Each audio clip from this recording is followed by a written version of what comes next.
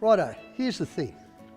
I've just spent 2 weeks filming in Tasmania with DustEmUp, and in that time we did the west coast, we did the east coast, we did some of the most awesome terrain you can do. It was probably about 2,200 k's all up, but that's not the point. That included the Balfour track, of which there was at least 6 kilometres of water that was up or near or over the bonnet, okay? And we're not just talking about water, we're talking about gritty water, full of mud, especially when you're following other vehicles. That's what you get. There was a 40-knot wind the day we did the North Head, just above Bridport. That means sand blown into absolutely everything. I guess the important thing here to realise is that some damage could have been done during that trip. I doubt it very much, but that's not the point. During that trip, we had an 80 series drop a very minor gearbox seal. It took on 6 litres of muddy water, chewed out 2nd and 4th gear, a new gearbox in other words, all the synchros went. And we also had another camera vehicle that chewed out a clutch. Same deal, just water and mud ingression under really hard circumstances. I have to go now, I'm in Melbourne at Terrain Tamer headquarters in their workshop. I have to get back to Brisbane. That's 1,700 k's of pretty much highway driving. That's when the damage occurs. The first thing you need to do is to get it into your head that good oil is the cheapest insurance your machine can have. A gearbox is $3,500, an oil change on the gearbox, nothing compared to that. Even using the best oil on earth, Aussie's own Penrite. So I am now going to drain everything out of the truck except the brake fluid, because I know that's all right. I'm going to change the filters. I'm going to grease up the shackles. I'm going to spray some of my favourite P26 on the leaf springs because it'll just soften up the ride home and get some of that sand out. And basically make sure that my truck gets home in as good a possible condition as it can. So there you have it, easy. Now all we've got to do is the work. Come on, I'll show you. You know, I reckon it's impossible to do this without getting dirty, and maybe that's why we're just all big kids at heart, hey? We kind of enjoy getting dirty.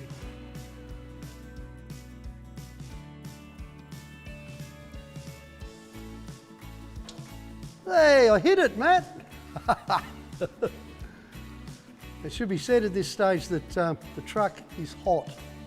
Okay, straight off the barge from Tasmania to Terrain Tamer, 20 k's of Melbourne traffic, everything's nice and warm.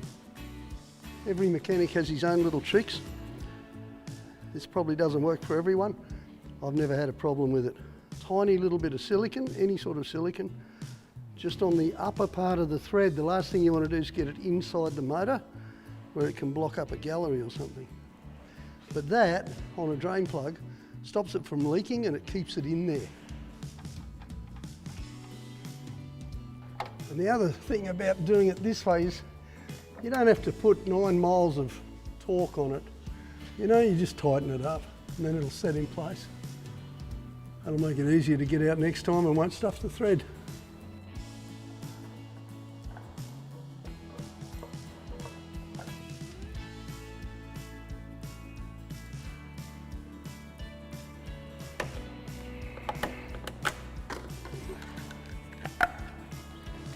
Gee, that's a nifty device. I like that. Cool. All my life, I've used Penrite oil, you know, all through the motorbike testing days. No matter who was sponsoring things, it was Penrite going in the machine, just like certain drag races I know. And I've always used Terrain Tamer filters. So we're going to splash a bit of oil into this filter. We want to lube up the rubber, and we also want it to have a little bit of oil in it so when it kicks off it doesn't have to dry pump as much. But both Penrite and Terrain Tamer are Australian companies owned by Australian families. That's not why I use them because they're the best, but it kind of makes it nice, doesn't it? For what it's worth, this is another Roothy rule. I don't care what the manual says, you never ever put clean oil in something and don't change the filter, okay? All that change the filter every second oil change, who are they trying to kid? Would you run your nice fresh pen right through someone else's dirty socks? No. It's not necessary to tighten the filter too much. You give it about a half a turn from where it touches down. And once again, anything I do here is the world according to Roothy. Doesn't necessarily mean it's good for you or your truck. We'll stick some fresh oil in that later. In the meantime, there's all that other stuff to change underneath here. And we'll see if we can find some water. That'll be interesting. I'll go digging.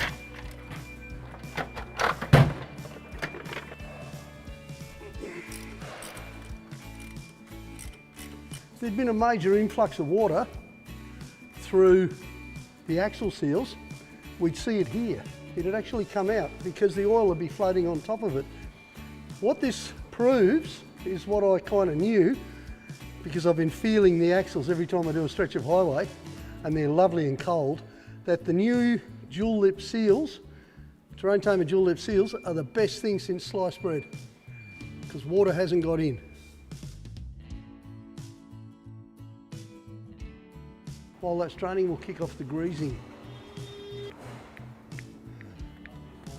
Beautiful, red. You know why? So you can see it when it comes out.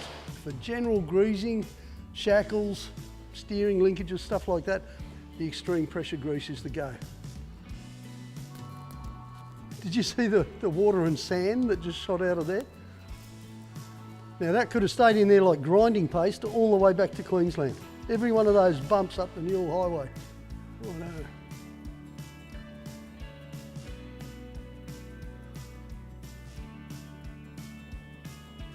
This is the most important thing of all. Not necessarily the front end, but certainly those rear universal joints, because this truck was buried over its door sills in sand a couple of times, and I was driving out. So that means the universal joints have just sat there in mud and water on the Balfour, spinning away, and then in sand, you know. And if you have a grease nipple on your universal, this is the best way to go.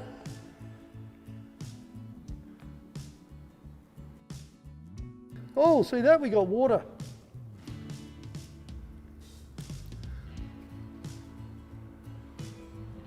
Dirty black grease.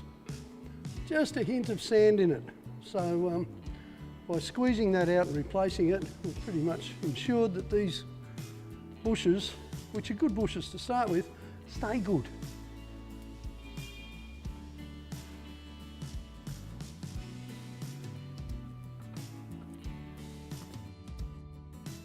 A little trick here for you other leaf spring people out there.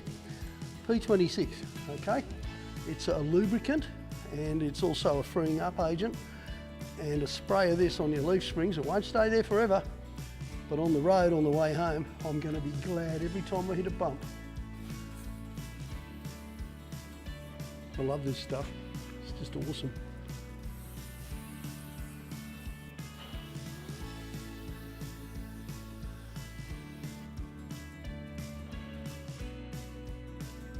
To make it easy on myself, and because it's the best thing on earth, I use the 80-90 in my diffs, gearbox and transfer. This is the best oil you can buy. It's a premium mineral oil, and it's proven itself. 1,000,000 Ks in Milo, 40,000 in Milo too. Best way for me to access the transfer fillers and the drop plugs is to pull off the bash plate. That's part of being a modified truck, you know. The holes are in the wrong place. I'll just knock into that.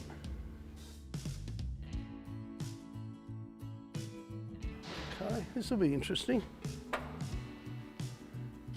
This is where we get to see if there's any water in the transfer. So far it's looking really good. There's nothing coming out of the filler hole. Always a good sign.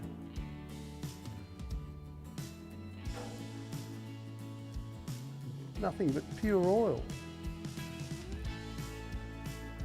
I'd like to say a huge thank you to Dave from Terrain Tamer who built this transfer.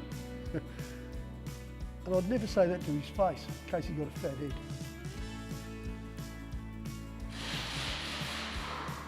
There's nothing nicer than seeing clean penrite come out of something after it's been through the rubbish this has been through. I hope the gearbox is the same.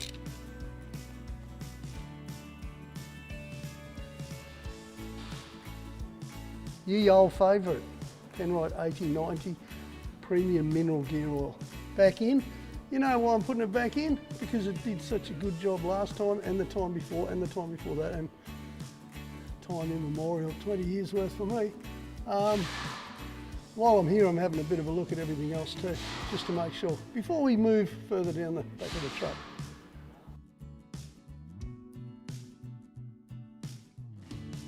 That's not clean. Hasn't got water in it, but you can see it's done a lot of work, which kind of makes sense because the rear diff would have done 85% of the travelling recently. But look at that, when it gets down to the last few drops, it's still relatively green and clean, which is kind of nice to see. There's no water in there. Once again, double lip axle seals.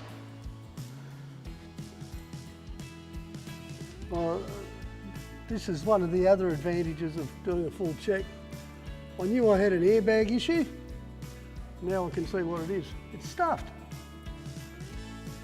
Must have copped a hammering. The whole truck copped a hammering, but so far, thanks to good servicing, good lubrication and great parts, that's been the only issue. And that's not the airbag's fault, that's the operator's fault. Let's find him and give him a flogging.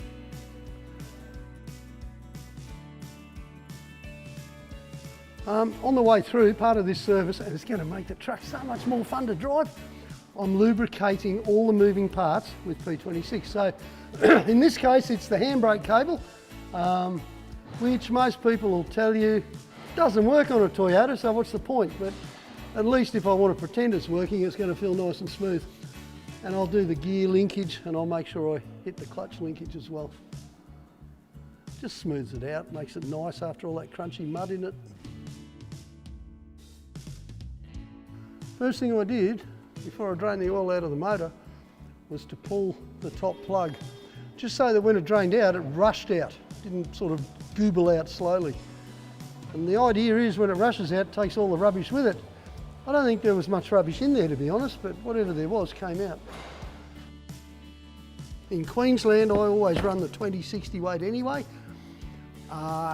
Winter down south, you might go for a slightly skinnier oil, but this is my favourite oil. I run it in everything from my 1972 Norton to my 12HT. It's beautiful.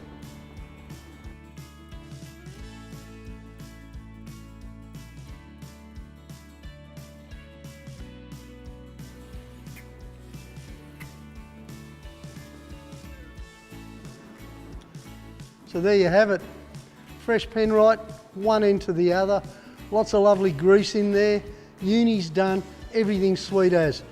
You know what that means, don't you? That means trouble-free cruise home, and when I get home, the truck's going to be in perfect condition. Now, I've said this before, but good oil, best insurance on earth. 1800k drive coming up, and we're just going to whiz it in. All freshly greased, oiled, lubricated up. I might even have a shower myself. See you back in Queensland.